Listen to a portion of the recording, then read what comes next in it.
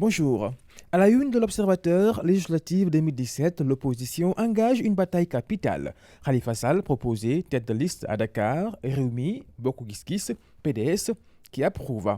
Petit pèlerinage au Umrah, Ouad convoque ses soldats à la Mecque, à lire à la page 2 de ce quotidien, qui revient également sur Cheikh Diallo qui rompt le silence, entretien avec l'ancien conseil des Wade. Je n'ai plus aucun contact direct ou indirect avec Karim Wade. Pourquoi je suis resté 4 ans sans parler à la presse. Mohamedou Makhtar Cissé de la Sénélec, le Sénégal perd par an 25 milliards de francs CFA à cause du vol d'électricité. À la une de Enquête, Mamadou Korafal, Mbaye Ndiaye, Cissé Lo et Macky Sall, etc. Ces élus guillotinés nous parlent ce matin ce quotidien. À travers des subterfuges politiques, les différents régimes ont eu à liquider les adversaires politiques. Loi Sada Ndiaye et amendement Moussassi, les armes fatales de Maître Ouad. Mamadou Korafal, Moussa Ndoye a demandé au président Diouf de se débarrasser de moi parce que la suite à lire dans ce quotidien qui nous parle également de la chronique d'une relation heurtée pour parler de la mairie de Dakar contre les ministères. Le quotidien gestion de la Sénélec, Makhtar Cissé ouvre son compteur ce matin, donc le quotidien qui titre à sa une. Et puis législative, tête de liste de l'opposition à Dakar, Babacar Gaye, investir Khalifa Sall, expulsion de migrants, mauvaise mine des Sénégalais au Mozambique, et puis levée du corps du guitariste, concert de louanges pour Cheikh Tidiane Tall.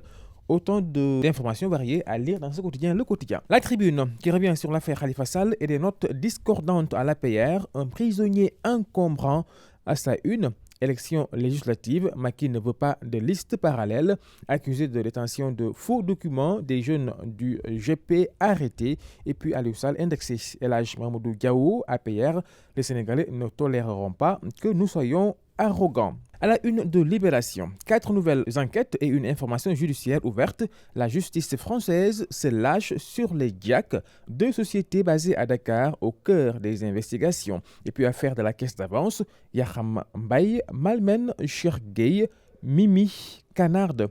Khalifa Sall. Représailles diplomatiques contre le Sénégal, Israël proche de la reculade. Et puis encore une finale de CAN U20 perdue, les Lionceaux à la cage du départ. Vox Populi, finale de la CAN U20 perdue face à la Zambie, le flagrant délit de ron des Cotoboys.